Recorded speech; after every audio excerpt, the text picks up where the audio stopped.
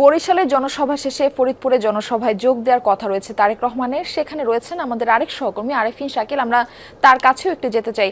আরেফিন, সমাবেশস্থলে সার্বিক প্রস্তুতি কেমন দেখছেন? নেতাকর্মীরা কি জড়ো হতে শুরু করেছেন কিনা এই বিষয়টি একটু জানাবেন। ধন্যবাদ মারফি। এর মধ্যে নেতাকর্মীরা আজিনন্দ্র কলেজ মাঠে এসে উপস্থিত দিচ্ছেন খালেদা জিয়ার নামে, তারেক রহমানের নামে এবং সেই সঙ্গে তাদের দলীয় যে প্রতীক সেই প্রতীকের নামে। হয়তো ছবিতে দেখতে পাচ্ছেন নানানজন নানানভাবেই নানান সাজিয়ে এসছেন এখানে।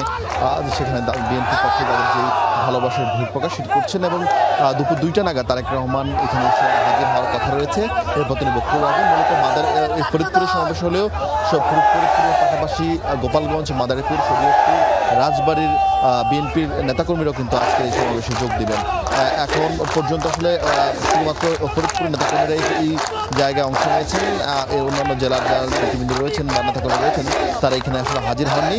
তবে ধারণা করা হচ্ছে হয়তো 1-2 ঘন্টার মধ্যে তারা এসে হাজির হবেন। আজকের জনসভা খুবই গুরুত্বপূর্ণ এই ফরিদপুর অঞ্চলের জন্য। বিশেষ করে বরাবরই বলা হয় ফরিদপুর অঞ্চলে বিএনপির অবস্থান খানিকটা নাজুক থাকে, যেহেতু দীর্ঘদিন পর নির্বাচন বিএনপি অংশ নিচ্ছে এই নির্বাচনে।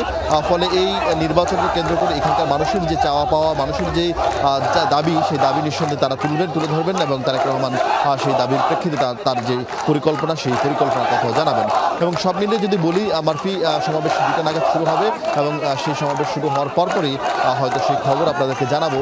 এবং সেই সঙ্গে এরই মধ্যে যারা নেতৃবৃন্দ এসেছেন তারা বলছেন তাদের যে এই অঞ্চলে যে কয়েকটি সংসদীয় আসন রয়েছে সবগুলো সংসদীয় আসন তারেক বিএনপিকে উপহার দেওয়ার জন্য তাদের যে পরিকল্পনা সেই পরিকল্পনা রয়েছে এবং সেটি শেষ পর্যন্ত তারা সফল হতে পারবেন বলে তারা বিশ্বাস করেন। মারফি। আরেফিন, ধন্যবাদ যুক্ত হবার জন্য।